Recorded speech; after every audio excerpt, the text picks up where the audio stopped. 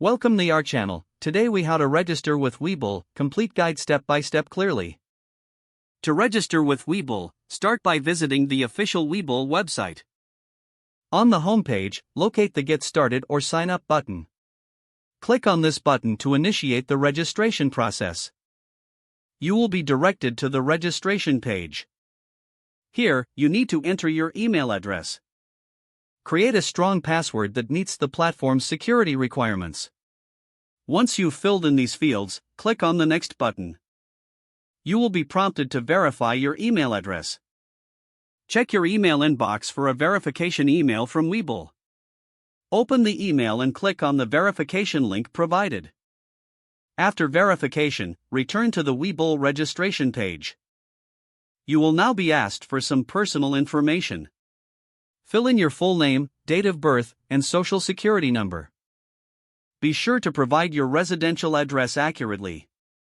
Next, you will answer a series of questions regarding your employment status. Complete the financial information section, which may include your annual income and investment experience. Once all fields are filled in, review the terms and conditions. If you agree, check the box to consent. Click the Submit button to proceed with your registration.